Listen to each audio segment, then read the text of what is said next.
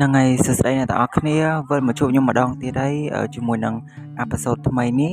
យើងនឹងមកជជែកគ្នាពាក់ព័ន្ធជាមួយនឹងតើបញ្ហាមួយចំនួនដែលយើងជួបនៅក្នុងជីវិតសពថ្ងៃហើយជាពិសេសហ្នឹងគឺអ្នកដែលកំពុងតែមានអារម្មណ៍ថា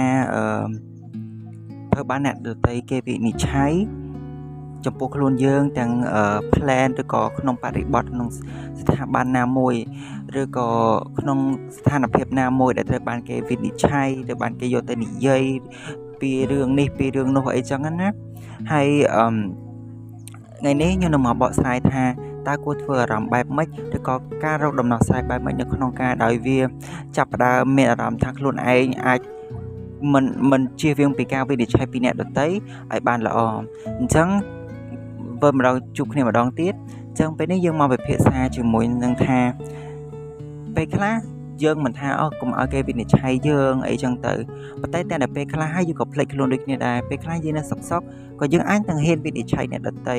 ពេលខ្លះយើងឃើញគេស្លៀកពាក់ទាំងរូបរាងកាយឬក៏បែបមិនក៏ដោយគឺយើងចាប់ផ្ដើមមានអារម្មណ៍ថាខ្ញុំចាប់ផ្ដើមវិនិច្ឆ័យគេបាត់គេថាម្នាក់ហ្នឹងចរិតអីអញ្ចឹងហេតុអីម្នាក់ហ្នឹងធ្វើបែបនេះម្នាក់ហ្នឹងធ្វើបែបនោះវាធ្វើទៅវាមានអារម្មណ៍ថាខ្ញុំទៅម្នាក់ហ្នឹងអញ្ចឹងពេលខ្លះលុះត្រាតែយើងខ្លួនឯងដូចគ្នាខ្លួនឯងអត់ចង់ឲ្យគេវិនិច្ឆ័យអីមែនអត់អញ្ចឹងយើងត្រូវប្រាប់ខ្លួនឯងដូចគ្នាពេលខ្លះយើងភ្លេចខ្លួនសូម្បីតែខ្ញុំក៏ដោយក៏បានធ្លាប់វិនិច្ឆ័យគេដូចគ្នាអញ្ចឹងមុនដើម្បីកុំឲ្យគេវិនិច្ឆ័យយើងត្រូវខ្លួនឯងនេះគឺត្រូវកុំវិនិច្ឆ័យគេវិញដូចគ្នា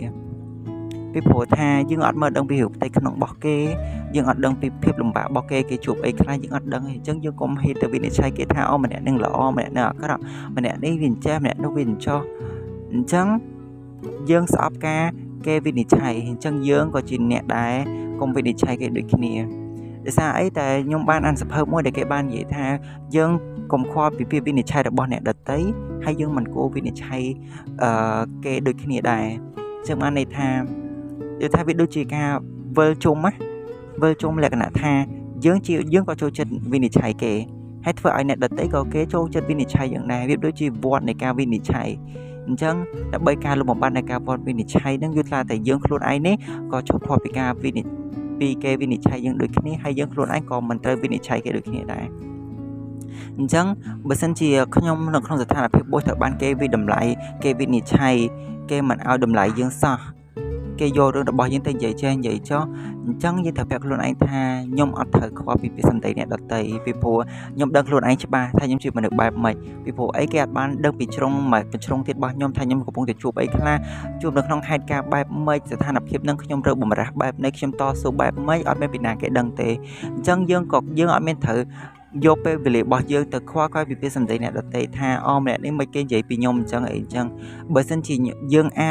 ចធ្វើចិត្តបានគឺការមិនខ្វល់វាជារឿងអស្ចារ្យខ្លាំងមែនទេពីព្រោះថាការវិនិច្ឆ័យនៅក្នុងដំណាក់កាលមួយដែលគេនិយាយមិនល្អអាហ្នឹងយើងអាចថាខ្ញុំនឹងមិនគិតច្រើនទេគឺខ្ញុំនឹង move on ខ្ញុំនឹងដំណើរទៅមុខទៀតពីព្រោះដឹងថាក្នុងជីវិតនេះផ្លូវដំណើរទៅមុខវាតែងតែជួបមនុស្សបែបហ្នឹងហើយយើងក៏ត្រូវរៀនទទួលយកដូចគ្នាថាយើងនៅក្នុងពិភពលោកនេះយើងមិនមែនជាមនុស្សម្នាក់ដែលកំពុងតែត្រូវបានគេវិនិច្ឆ័យទេពេលខ្លះយើងក៏ជាមនុស្សដែលកំពុងតែវិនិច្ឆ័យគេដូចគ្នាអញ្ចឹងយើងត្រូវប្រាប់ខ្លួនឯងការដែលយើងមើលទៅរូបរាងឬក៏ម្នាក់នេះបែបមិនបែបនោះយើងកុំយកពេលវេលារបស់យើងទៅនិយាយពីគេដូចគ្នាអញ្ចឹងយើងត្រូវដាស់តឿនខ្លួនឯងថាបើឧបមាថាបើខ្ញុំស្អប់អត្តចរិតម្នាក់ហ្នឹងប៉ុន្តែខ្ញុំសប្តាហ៍ថ្ងៃខ្ញុំកំពុងតែធ្វើអត្តចរិតដូចម្នាក់ហ្នឹងអញ្ចឹងបានន័យថាយើងកំពុងតែចូលទៅក្នុងប្រភេទមនុស្សដែលយើងកំពុងតែស្អប់ដូចគ្នាអញ្ចឹងជាវាការដែលយើងប្រព្រឹត្តមិនល្អឬក៏អាចធ្វើឲ្យអ្នកដទៃមានបញ្ហាផ្លូវចិត្តដោយសារតែការសម្ដីការវិនិច្ឆ័យរបស់យើងដូចគ្នាក៏ត្រូវតែចេះទទួលយកថាមនុស្សម្នាក់ហ្នឹងបែបមិនយើងកុំទៅវិនិច្ឆ័យគេឲ្យសោះពីព្រោះយើងបានដឹងពីរឿងផ្ទៃក្នុងរបស់គេពេលខ្លះបានន័យថា